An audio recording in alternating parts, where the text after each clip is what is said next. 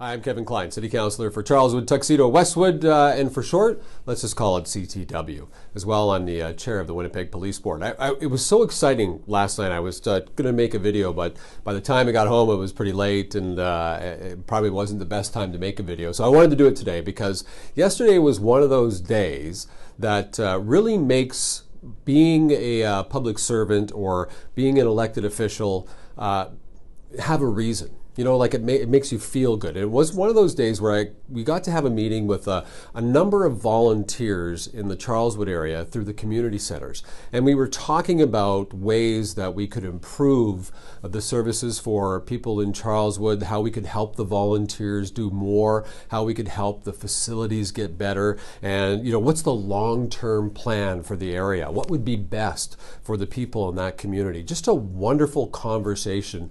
And, you know, at that point, it's when you really realize those are the conversations that we should be having more often. We should be sitting down with those that are giving of their time.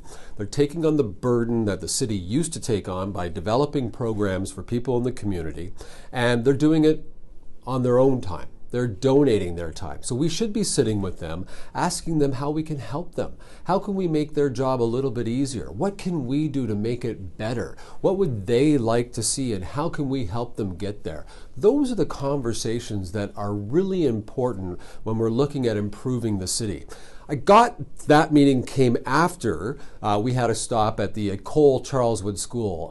That was a really big moment for me. That was very exciting. We got to sit with a group of 8-year-old students. February is Love to Read Month, and it turned into a Q&A with grade 8 students, and it was so energizing and motivating. I have to share a couple of the questions with you, and I'm not going to change the wording at all. And remember, this is a group of grade 8 students, and we started talking about the city of Winnipeg and, you know, what questions they might have.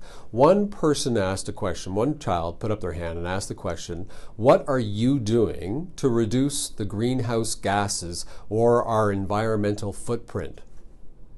And it was shocking. We started to have that conversation. I said, you know, we don't have any city vehicles that I'm aware of that are electric. We have a few buses, but that's all we really have. I mean, we're taking some other steps with recycling and such.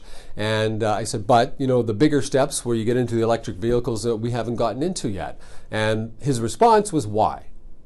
And quite frankly, a great question, because these are things that are important to the next generation. They want to know that we're taking care of the planet and we're going to hand it off in pretty good shape to them so they can take it to the next level. So it was a very good question from a grade 8 student. Another one that I got was and again, grade 8 student, not joking, serious question, what are you doing about the opioid and meth crisis in Winnipeg?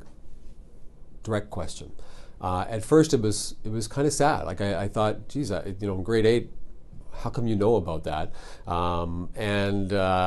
We talked about the dangers of the drug. We talked about how important it is to stop it at the source, and we talked about how what police can do or what they think they can do, and it was really interesting that this person's take on it, this grade 8 student's take on it was, well, why aren't you doing more then? If it's still a problem, why aren't you doing more? And he's right. Why aren't we doing more? Why aren't all 3 levels of government getting together instead of having a meeting and actually doing something, taking action right now? Because that's what these kids are proving to me.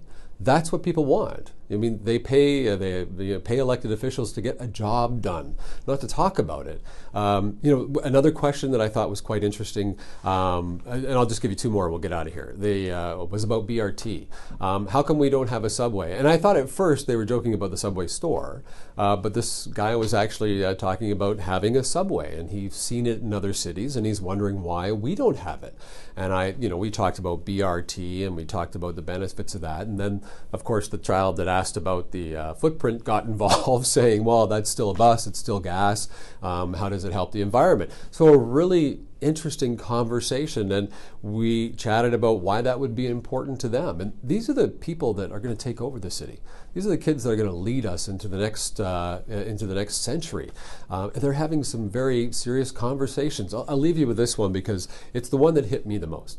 And it was, not that the meth one didn't hit me. It was a student put up their hand, asked the question, what are you doing to make sure Brian Pallister, our premier, lowers the PST? And it actually stopped me because I thought, well, I don't know if this is where I would explain the not my area and walk away. So instead, we asked the question back. I said, well, tell me, why is that important to you that the premier lower the PST? The response, automatic, without thinking, because he promised to. And if you promise to do something, shouldn't you do it? And that made me realize that that's why we're here, right? We make commitments during campaigns. We make commitments when we meet you at a community meeting or when we knock at your door to do the right thing, to be good stewards of your money, to take the city to a new level, to make things better.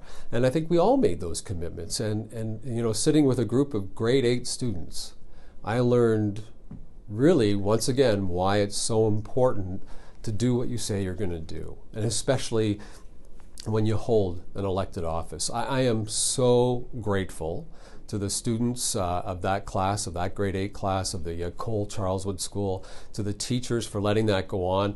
I think we had almost an hour of questions, bang, bang, bang, bang.